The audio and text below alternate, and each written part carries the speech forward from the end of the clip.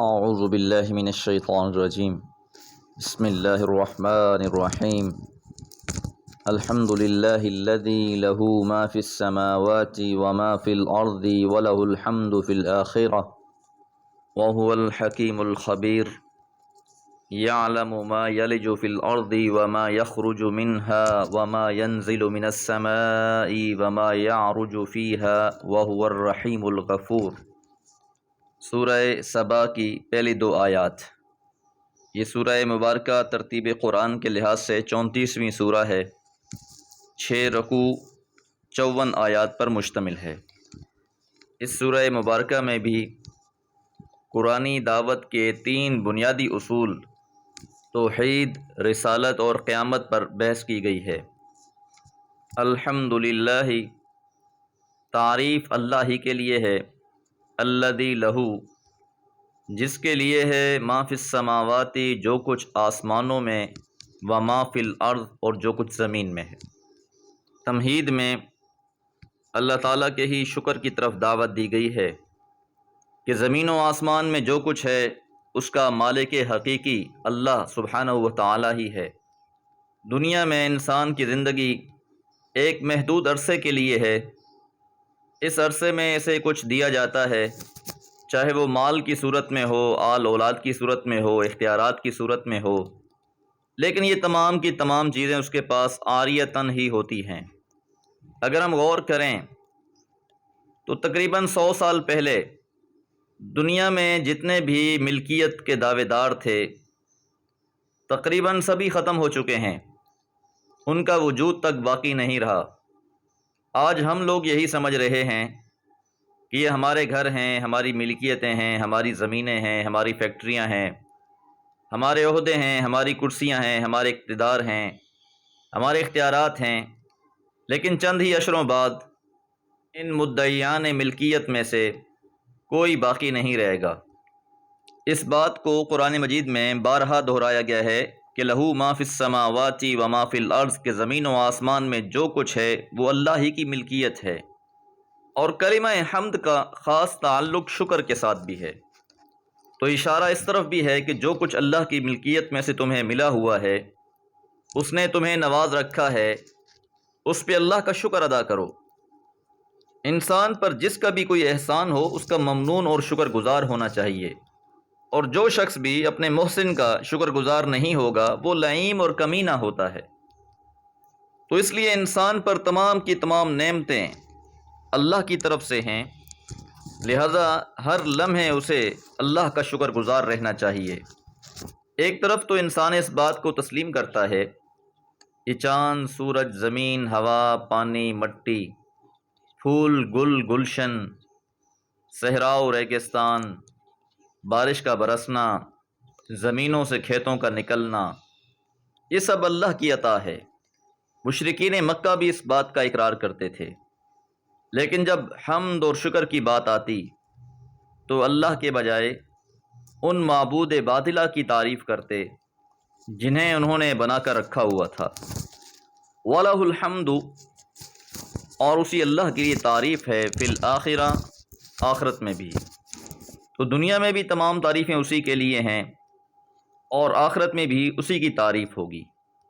آخرت میں جب تمام حقائق ظاہر ہو جائیں گے، اللہ کے وعدے پورے ہو جائیں گے، اہل ایمان کی زبان سے اسی کی تعریف بلند ہو رہی ہوگی۔ سورہ یونس میں ارشاد فرمایا، وَآخِرُ دَعْوَاهُمْ أَنِ الْحَمْدُ لِلَّهِ رَبِّ الْعَالَمِينَ، کہ ان کا آخری جملہ بھی یہی ہوگا کہ تعریف تو اللہ رب العالمین کے لیے ہی ہے۔ دوسری بات یہ ہے کہ مشرکین مکہ نے اپنی دیوی دیوتاؤں کو آخرت میں نجات کا ذریعہ سمجھ رکھا تھا، تو یہ اس بات کی طرف بھی اشارہ کر دیا گیا کہ دنیا میں بھی تمام تعریفیں اللہ کے لیے ہیں، اور آخرت میں بھی تمام تعریفات اللہ ہی کے لیے ہوں گی۔ اس دن تو مشرکین اپنے معبودوں پر لعنت بھیج رہے ہوں گے اور ان سے اعلان برات کر رہے ہوں گے۔ تمام لوگوں کی پیشی اللہ کے حضور ہونی ہے۔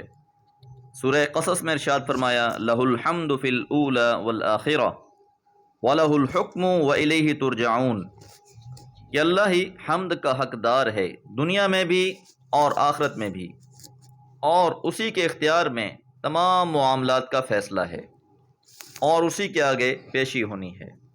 وَهُوَ الْحَكِيمُ الْخَبِيرُ، وہ خوب حکمتوں والا اور خوب خبر رکھنے والا ہے۔ ہر چیز کو تخلیق کرنے میں بھی اس کی حکمتیں ہیں، اور جو کچھ اس نے تخلیق کیا ہے وہ اس سے خوب باخبر ہے۔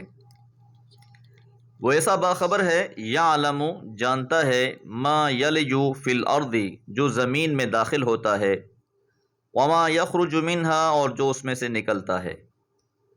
جو بھی چیز زمین میں داخل ہو رہی ہے، جو کچھ زمین سے نکل رہا ہے، وما ینزل من السماء، اور جو کچھ نازل ہو رہا ہے آسمانوں سے، وما یعرج فیہا، اور جو کچھ اس میں چڑھ رہا ہے۔ آسمان سے نزول کو بھی جانتا ہے، اور جو اعمال زمین سے آسمان کی طرف چڑھتے ہیں وہ ان سے بھی خوب آشنا ہے۔ وَإِلَيْهِ يَصْعَدُ الْكَلِمُ الطَّيِّبُ، ہر پاکیزہ بات آسمانوں کی طرف جاتی ہے، اللہ ہی کی طرف پہنچائی جاتی ہے۔ فجر میں آنے والے فرشتے عصر کے وقت اعمال کو اوپر لے کر جا رہے ہوتے ہیں، عصر کے ٹائم آنے والے فرشتے فجر کے ٹائم اعمال کو اوپر لے جا رہے ہوتے ہیں۔ اور انسانی معلومات تو انتہائی کم ہے کہ آسمان سے کیا کچھ نازل ہو رہا ہے اور زمین سے کیا کچھ اوپر جا رہا ہے۔ ظاہریت کی آنکھ سے جو چیز نظر آتی ہے اسی کو تسلیم کر لیتے ہیں، حقیقت حال تو یہ ہے کہ اکثر چیزیں انسان سے پوشیدہ ہیں۔ مشرکین مکہ نے دیوی دیوتا اس لیے بھی بنا رکھے تھے، انہیں یہ غلط فہمی تھی کہ کائنات کے ہر کونے اور گوشے میں، ہر قول اور فعل سے ہر لمحے اللہ تعالیٰ کس طرح واقف رہ سکتا ہے۔